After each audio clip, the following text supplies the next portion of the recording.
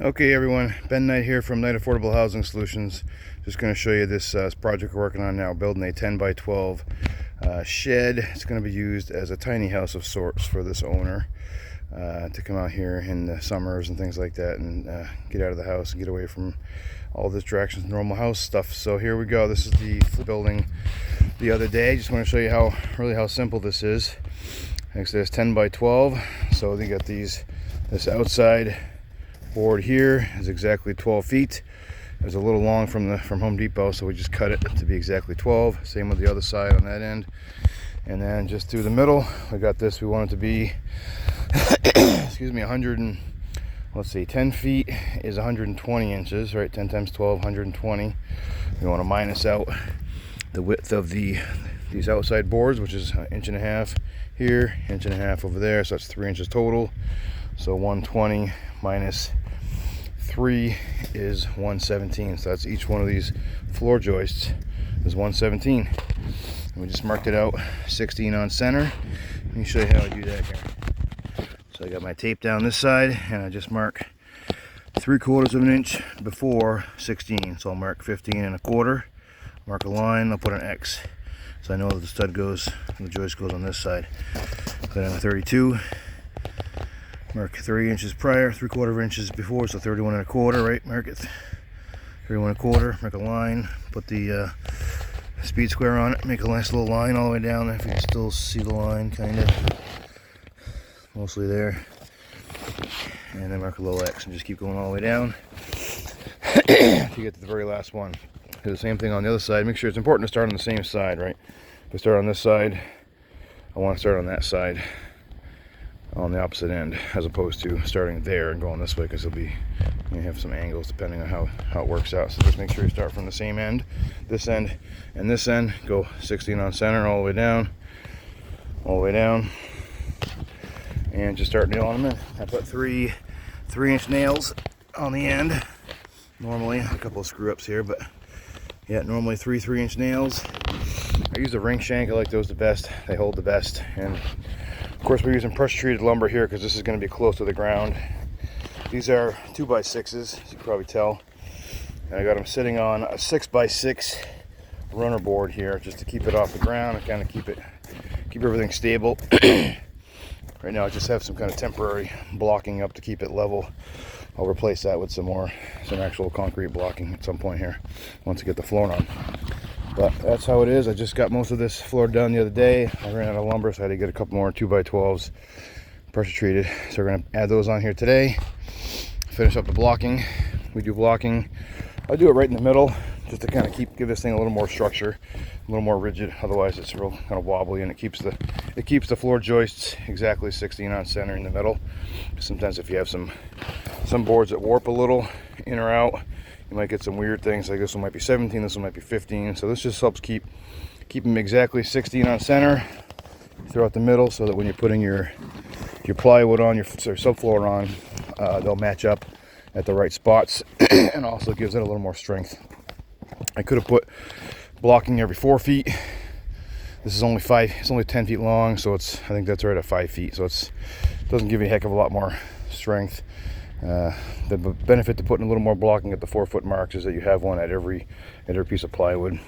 It's a little stronger, not really necessary when you have the tongue and groove subfloor that I use, so that's just an option. The other thing I do too is I'll go through and I'll nail all my floor joists into the 6x6. Helps keep them strong and stable, as well as keep them exactly 16 on center the whole way through. And I got this just in a foot. So it's exactly 12 inches from the outside edge of this outside board to this 6x6. It's 12 inches here, 12 inches over here, on this side as well. It just gives you like a 1 foot overhang, cantilever, and just helps kind of support this 2x6. This 2x6 is barely big enough for this span. Probably should have gone 2x8, but trying to keep everything as affordable as possible and as minimal as possible. And I kind of like how this works. It's plenty strong enough for what we're doing. We're not doing anything crazy with it. I'm about 200 pounds, and it's not really giving at all when I'm on this thing. If I had it on all the way up to the outside edge, it does give a little bit. Meaning if I had this 6x6 all the way out here, it does have a little bit of play, so that's why I kind of move it in a little bit. Can't help to balance it out, give it a little more strength. And it makes the span is only like 8 foot, actually, you know, 7, almost 7 feet probably in the middle between the inside to inside of those 6x6s. So that's how I do it. If you guys have other ideas, or there's lots of ways of doing it. Of course, every builder's going to have their own way of doing it, but this seems to work for me. This is pretty strong, pretty straightforward, pretty simple. So let's finish up here, and I'll show you guys the next step as we get to it.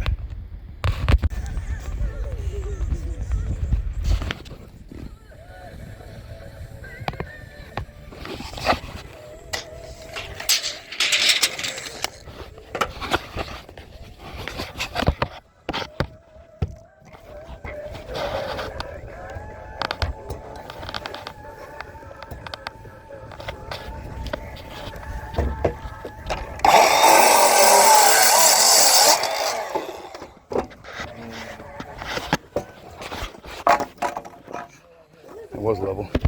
I'm tired of doing this thing without a tripod. I better bring that next time.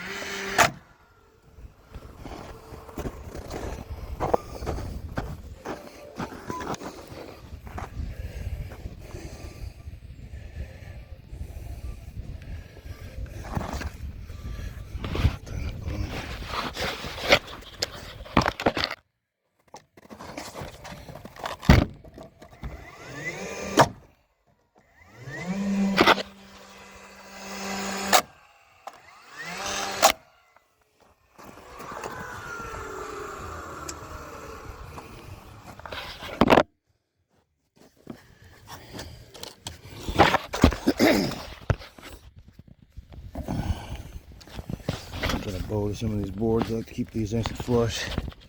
I'll just lift that up a little bit. Flush it to the end here.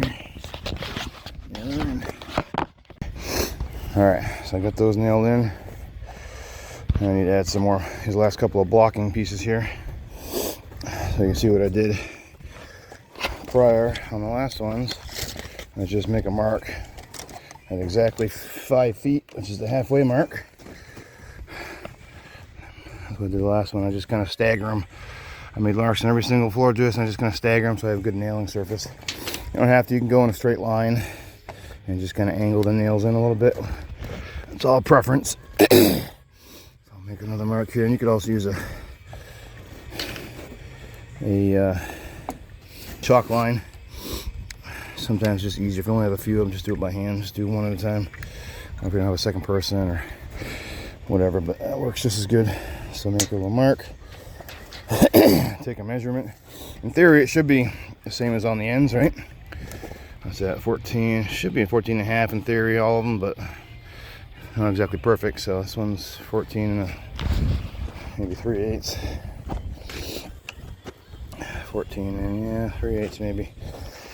I do all of them. Doesn't really matter. The inner ones don't really matter except for maybe the 4 foot marks. So I'll make sure that the 4 foot, 8 foot, and 12 foot marks are exactly centered on a joist, just so that when the plywood comes, it'll hit nicely.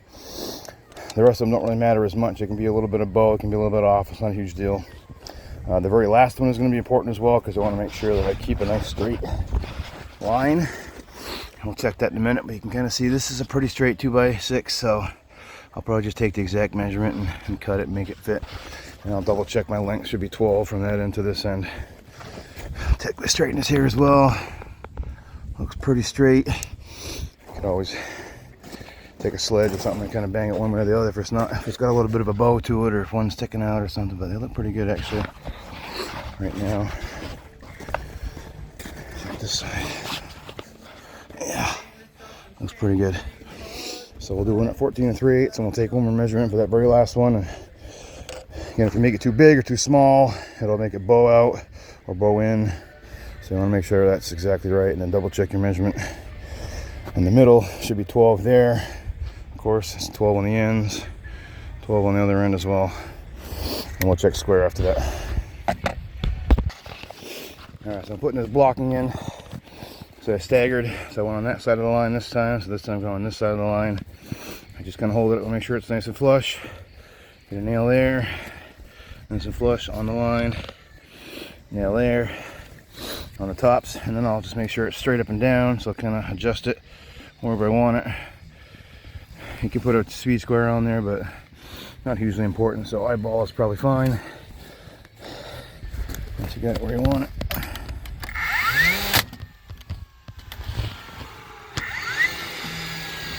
I'll do left-handed. One-handed.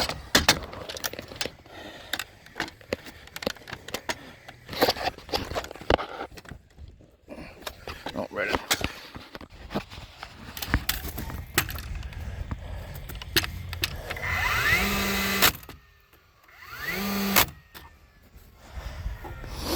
Okay, that one's in.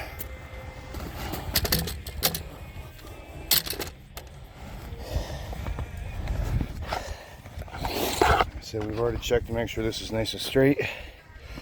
So we're just going to take a nice exact measurement. It's like 13 5/8 should do it. Again, if it was bowed in, I may want to make it a little bigger and try to push it out to more like, 13 3/4 or 14 or whatever it needs to be. If it was bowed out, I push it in, make it a little smaller, keep it nice and straight. But like we said, 13 5/8 is pretty good. Yeah.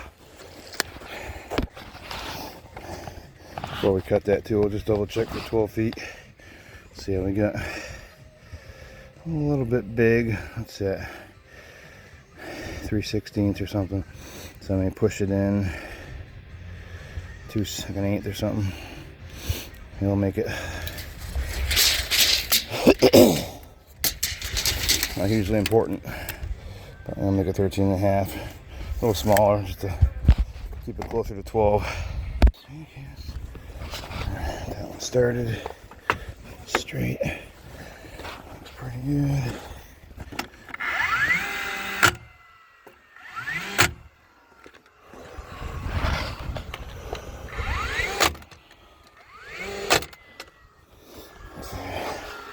Nail this down.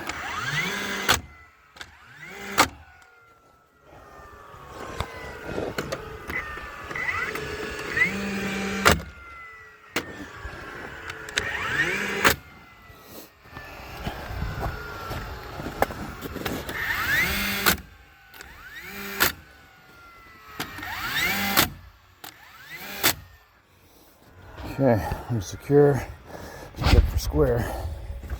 I already kind of checked it before, so normally I wouldn't have done all that until after, but I already made sure I'm based on the first 8 or 10 floor joist, so it should be pretty good. Okay, all the way down from one corner to the other, I got just about 187 1/2. Okay, and pretty dang close. Maybe an 1/8 off, but that's pretty good. Alright, so I think we're ready for some subfloor. I'm going to document as much of this journey as I can. Like a lot of videos, they kind of take out some of the not so pretty stuff. I'm going to include some of that just so you can kind of see a little bit that you're not alone, you're not unique. We all have to deal with some of this stuff, because here's right now. This is the shipment that came from Home Depot, and we're looking for subfloor, which of course is buried. Not too bad actually, because it looks like, is that it there? Yeah, that's the 1/2 OSB for the walls. Looks like that might be similar for the roof. Oh, it's the second floor loft plywood, I think, but this is the first floor, so it's not too bad, but I'm still going to unbury it a little bit here, so I'll get to that. move all this stuff out of the way so we get to it.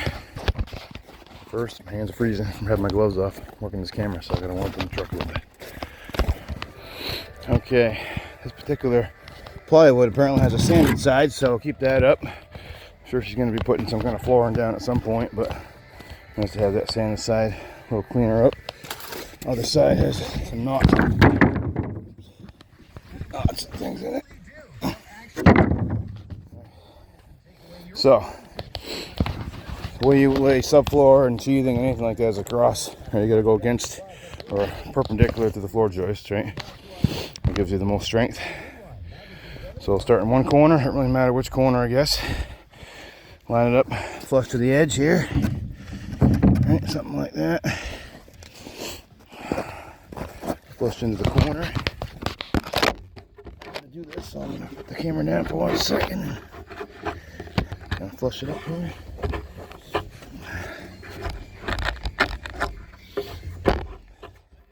Back and forth a little bit. Not gonna be exactly perfect, but as close as you can get it. Come down this side. Flush there. In a little bit doesn't hurt because these pieces aren't exactly 4 feet for some reason. Haven't quite figured that out yet, but they're a little, if you keep going, eventually it'll be short. So I'll put it in a tiny bit. Doesn't really matter too much because you know it's all going to be covered with your walls and whatnot, but close you can get will help for sure. So a little in there, a little in there, a little in here. I'm just going to split the difference. It's a little bit off. That's normal. All right, so we'll probably nail that one right there. Looks pretty good. And then we'll start a 4-foot piece here, and another 8-foot. Well, it's going to be 4, 8. There'll be a 2-foot strip on the end here. And on this side, we'll do the 4-foot. So this is 8 foot long. This is 12 foot total, so that'll be another 4 foot. We'll probably take the other side of this 4-foot piece we cut there, put it here, kind of stagger the joints. You can also see, you gotta make sure it lines up on this floor joist. Should be right in the middle. They're pretty darn close, and it looks pretty good. A little bit off is okay, but that's again why we mess with those blockings a little bit to make sure that you get exactly 8 foot to there, and then 4 foot to, I think it's probably that third or fourth one, yeah, third one I think, or fourth, I guess it's fourth one, yeah. Just so you can have those nailers for the plywood. So we'll get this nailed in. We'll get one cut at 4 foot, cut it right in half, right down the middle, and put half there and half up here, and then keep working our way and fill it up. By the way, on this subfloor, it's 3/4 of an inch thick. It's a tongue and groove. You can see the tongue down there in the groove here. We use I think this is a 2 3/8 inch ring shank nail. I think 2 inches is probably fine too. I think the general rule of thumb from what I've always done is you got to go at least double the width of the material you're going through. So this is 3/4 inch, so you want to go at least 1.5 inches. You know, we go a little more just to be safe, so we use 2 inch or 2 3/8. I think is a common size they sell and we buy. Same theory with the framing material, going from a 2x, you know, you're gonna have a 2x material into another 2x material. We're going through this, it's 1.5 inches, so we use a 3-inch nail or 3 1/4 inch nail. And again, the ring shank just helps it from pulling out, makes it a little stronger connection. So when nailing these in, I'll start in the corners.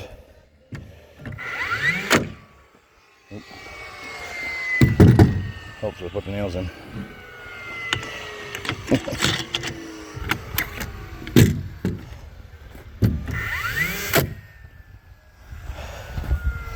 I'm sure it's not going to move. I already did a little bit, but yeah, it's close.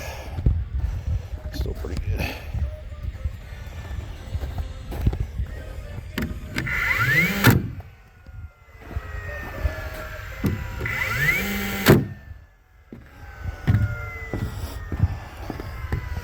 On these, when you got the joist, you can't just go straight down. You have to kind of angle it a little bit, right?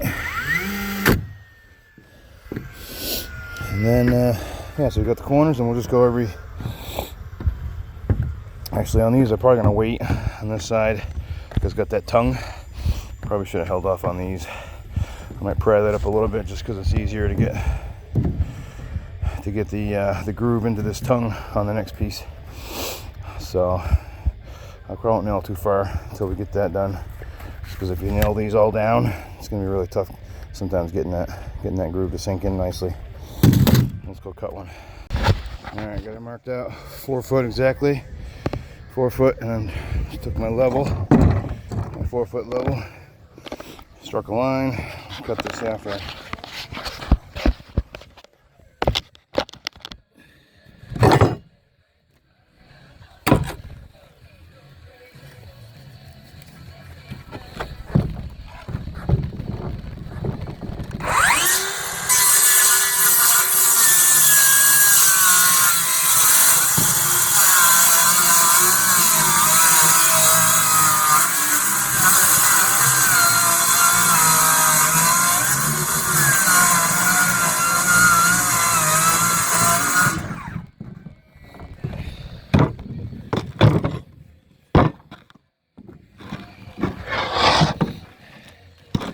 Put the clean end, usually put the clean end on that side there, up against another clean end here.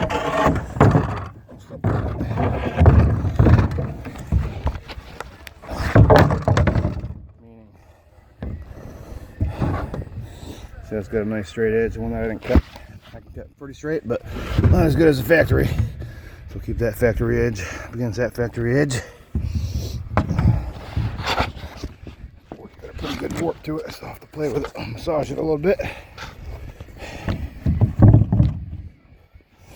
And so that leaves this cut edge out here, which will be covered.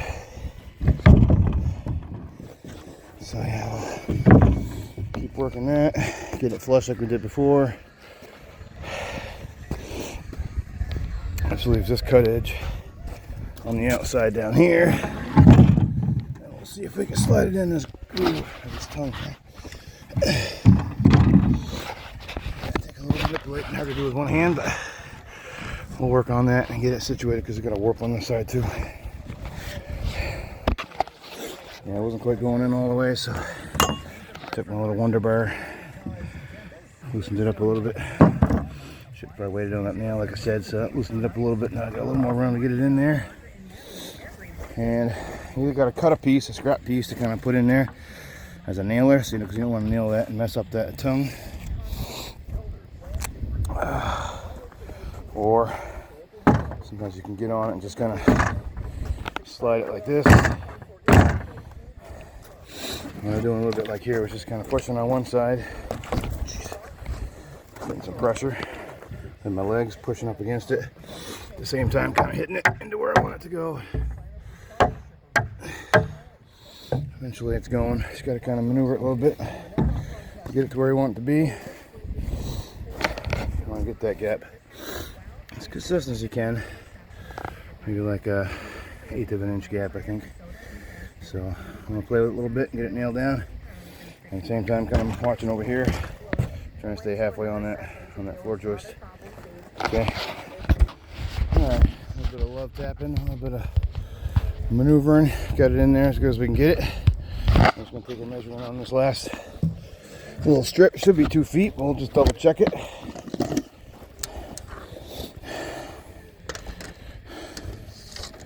Let's see. Yeah, a little bit bigger just because of the gaps, I think. But yeah. So maybe we'll go a little bit of gap there. I think 24.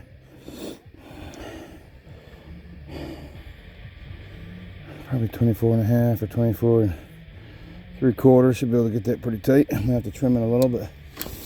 I'll see what it looks like down here. This is gonna be another 8-foot strip. So yeah, not the same. Let's try 24. Let's see. All the way tight. If we could get it there, it was 25, but we can't get it real tight. So we'll try 24 3/4. Okay, got the subfloor all laid out. Kind of had this one little corner in the end here that I was debating using a whole new piece for to get the right tongue and groove set up, but it seemed kind of silly, so I just used the leftover from that little strip there, and just cut off the tongue so that it kind of sits up there a little tighter. So it's, you know, it fits pretty well. It was a little bit short because of the way it all worked out, so I just had to cut a little strip here. So I think that'll work out fine. This is, you know, this is going to be hidden underneath the wall, and this little gap, you know, probably can caulk it if you really want to close it up. But probably this, you know, the whatever flooring is going to go down over this. If there is any, we'll cover that too. If it's a shed, you know, again, not a big deal. So then I went and got some blocks and did a little better, more permanent type situation. Had to level it out a little bit, and that's a little nicer now. I'm a little more happy with that. It shouldn't go anywhere. It's nice and level and plumb and square and all that. I also put some blocks up under the middle section of the 6x6 as well to give it some extra support, because it is a 12-foot span. And so I think it's pretty stable right now. Nice and level and square and stable and all that. So now we're ready to move on to some walls. Doesn't really matter how you do this. What I usually do is I'll do 2 walls, you know, 2 opposing walls like that one and that wall there first, and then I'll do these 2 and kind of stand them up. So it doesn't really matter whichever one. I don't think there's a huge benefit to either. I'm going to start. This is going to be the front wall. This is kind of the side facing the house. There's going to be a door here, right in the middle, and a window on either side. So I'm going to start framing that in. That's the way I'm doing that first.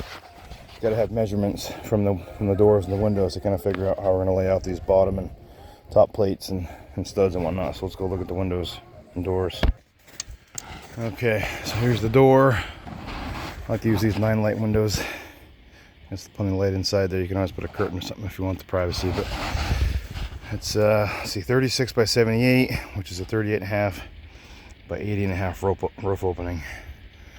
So we got that 2.5 inches on either the top and the width as well. So that it's really 1.25 inches on either side, and 2.5 inches on the top. Although this is really, if you measure this out, you can see that I think it's 80. It's actually about 80, the door itself. So it only gives really a 1/2 inch on the top, because you got all this threshold and whatnot, and the casing as well. So yeah, so it's 80.5. We'll frame that in. What we're going to do is we're going to make this wall just big enough for the door to fit in. So there's not going to be any header. It's going to be, the door's going to be on the gable end. So there's not going to be any header needed, because it's not a load bearing wall. And it's such a small structure, probably wouldn't even anyway. But you could probably get away with it anyway. So we're going to make the, let's see, so 80.5 is going to be the bottom of our first top plate, if that makes sense. So there's going to be a bottom plate of 1.5 inches, and then we're going to make our studs 79. So 1.5 inches plus the studs at 79 is going to be 80.5, is where our first top plate is going to sit. And then we'll have a second top plate, of course, on top of that. And so that should give us plenty of room at the top on the interior. So 80.5 is going to sit. So 2 top plates plus a 1/2 inch gap. So it's going to sit kind of like that, the top plates. If you think about the interior, you're going to have plenty of room for some trim. So you'll have like a 3-inch wide board probably along the top to cover trim. It'll be just touching the ceiling. So it's a little tight, but we're trying to keep this thing, kind of maximize the headroom in the loft, and just kind of keep it to the bare minimum in the first floor. So that's kind of how we're going to do it. So we'll frame that out for the door. Then we're going to have a window on either side, a single hung. Let's see, so this is a single hung here. So, where is it? So 23, let's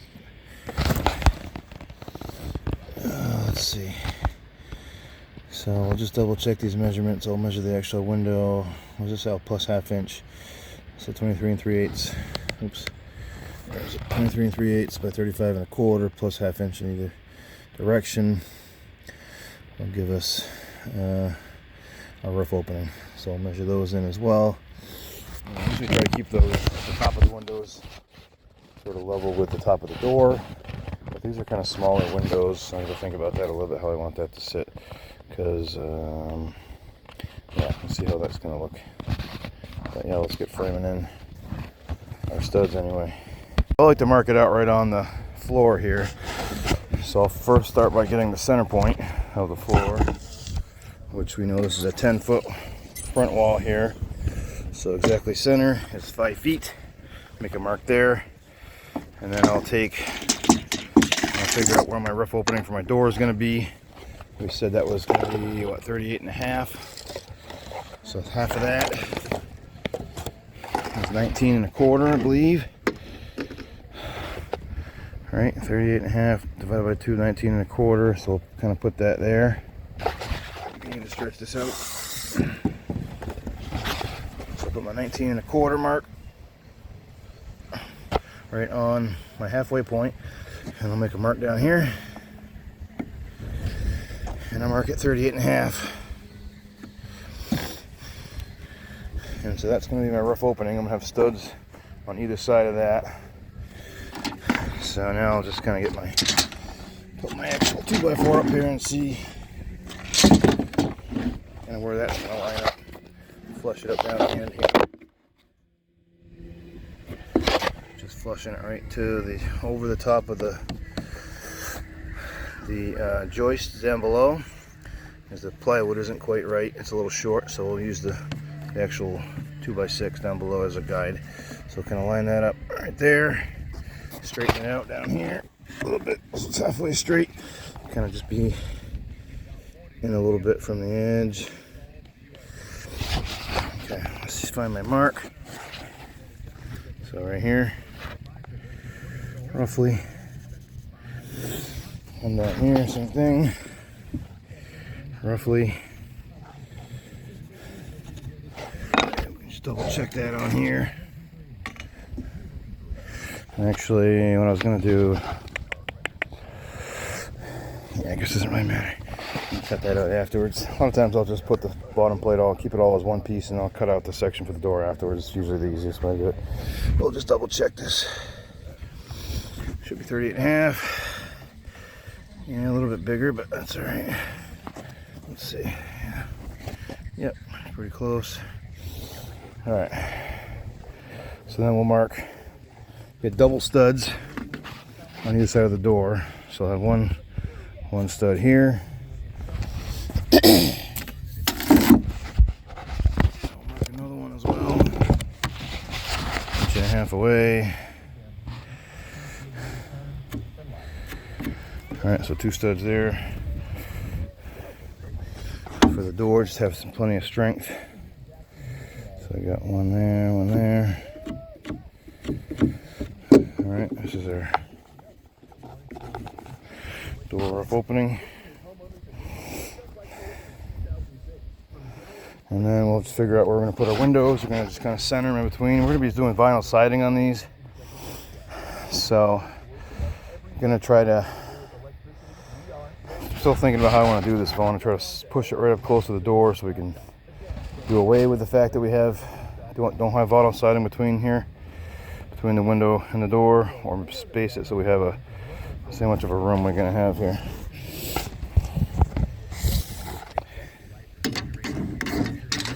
So it's a 24 by 36 window. The 24 is your width. So we got a total of 41 between the rough opening of the door. So 24 centered. So 24 minus is going to be what, 16 difference. 8 inches on either side. It's a pretty small piece of vinyl siding. Especially when you can account for the fact that we're going to have some trim, corner trim. It's going to take up, 3 inches or so. And so I knew this more like if we center it between the trim and the door. So there's different ways of doing it. Still thinking about what the best way is. I think I'm going to think on this for a little bit more, but I think I'm going to try to suck it up close to the door so I can just kind of vinyl side this edge over here and not worry about vinyl siding between this side of the window and the door. So let me figure that out. Okay, after thinking about it a little bit, looking at the window a little closer, I think what's going to look the best is to center this window between the gap. So my rough opening for my door starts here. My end of the wall is here. I'm going to have this interior wall, right, where this other wall is going to be my interior. So I'll probably have some trim on the outside corner trim about the same size as the wall essentially. So this will leave about a 3-inch piece of side, or sorry, 6-inch piece of siding that's going to be required all the way up alongside the window, as well as on this side. So just try to center best I could. So I think that's what I'm going to do. I just kind of picked a number, see what's going to look best. And it says it's going to be about 9 inches from the end, so I'll do the same exact thing. Coming from the other way, I'll do 9 inches coming that way, just so it's kind of centered or consistently spaced across the wall. And I'll do the same. Actually, the back's going to be a little different, but that's kind of what we're looking at now. So I'll mark out some more studs. So let's see. So that's where one. So we're going to have one stud on this side of that roof opening.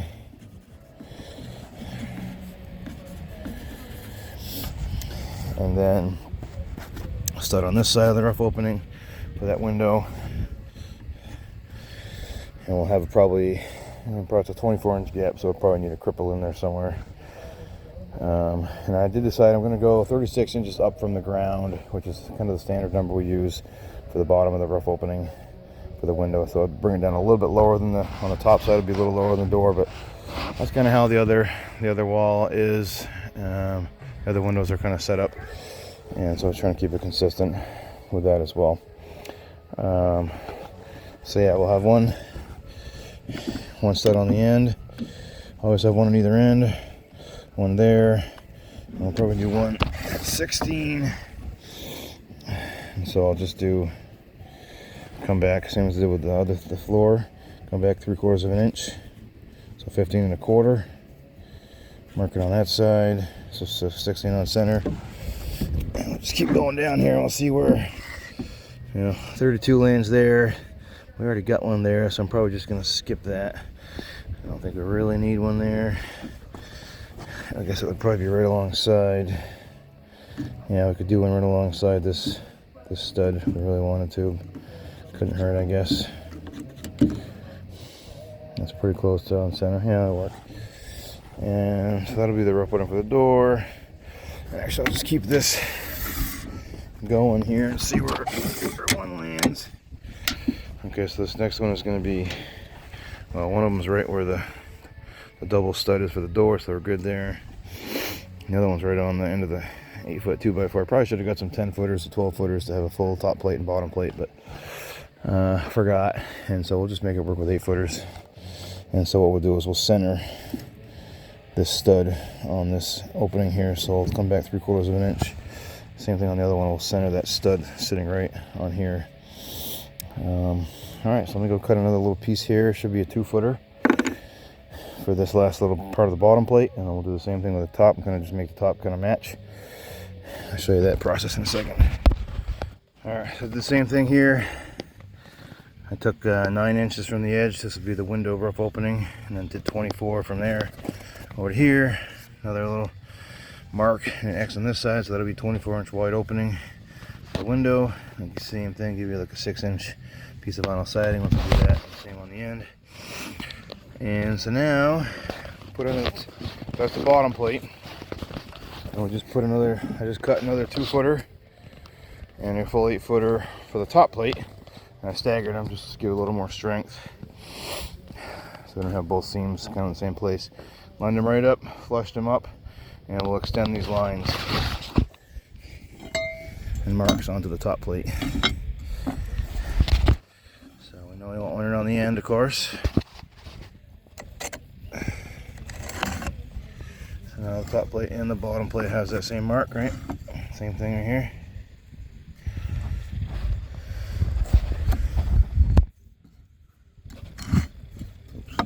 Try to do it with one hand. We'll try it. Okay. Alright.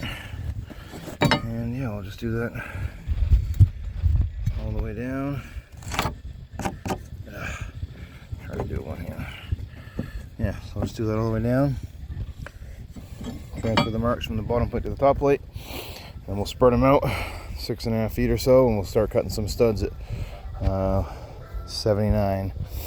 Because 79 plus the bottom plate of 1.5 inches equals 80.5, and that's exactly the rough opening we need for our door. And then we'll put the studs in, and I'll worry about where we're going to put the door. The window top and bottom locations for that window frame. All right, so I'll take this top plate, set it up here somewhere. Another part of the top plate.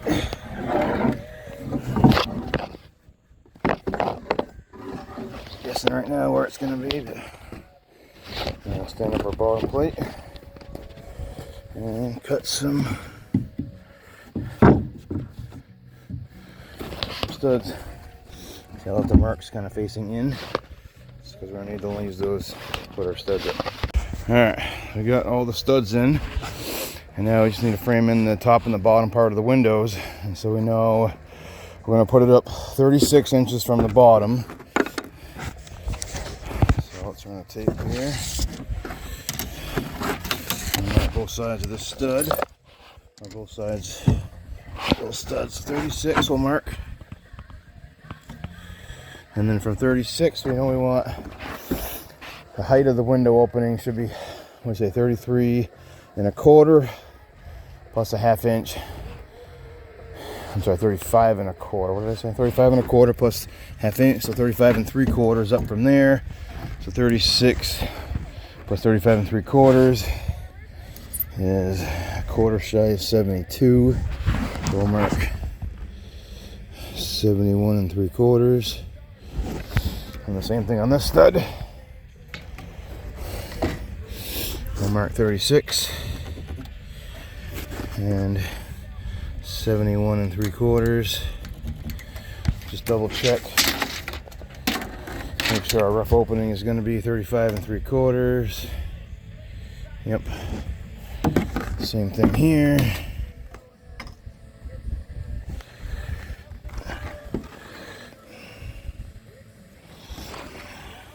Yep. And so we'll put studs above and below. Right, so our rough opening is at 35 3/4. And studs at bottom and top of the window. I don't know what to call those, but we'll do the same thing on the other side. And then we're going to stand it up. And we know those are going to be 24 inches because that's the width we need. Our rough opening. So just got 4 of them. Let's get these in.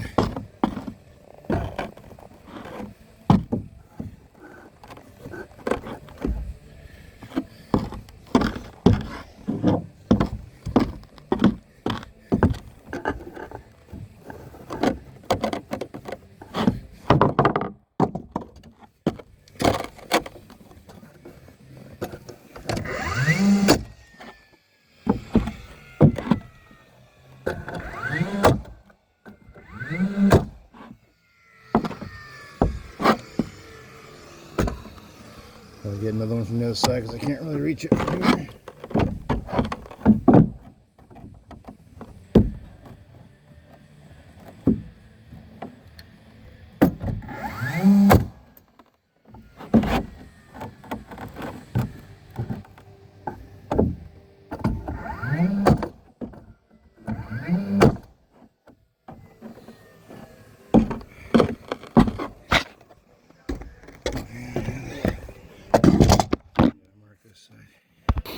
Okay, just added a couple of cripples here underneath the window for nailers and attach these little temporary supports to the sides.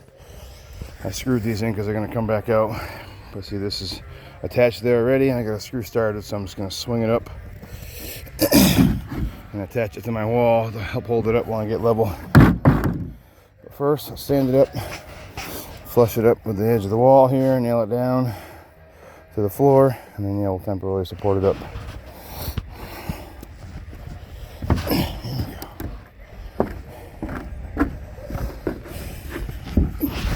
See if I can do this one-handed.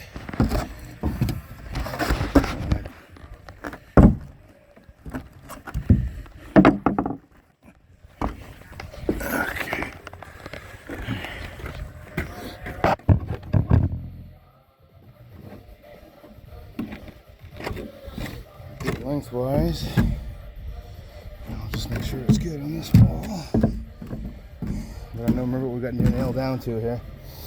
So we got a floor joist running this way, so we don't have much under most of this 2x4. So we'll probably try to keep our nails towards towards the outside edge, so we make sure we hit that 2x4 as much as possible. Or the floor joist underneath it, rather.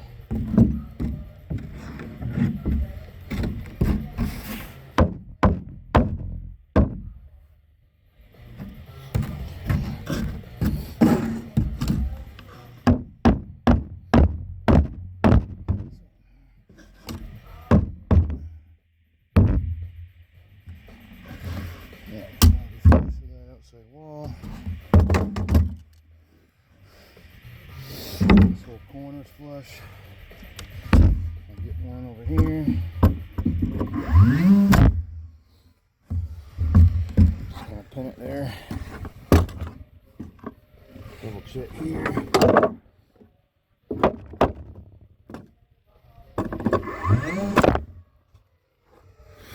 Not gonna nail this part of the door frame in, right? Because that's gonna get cut out.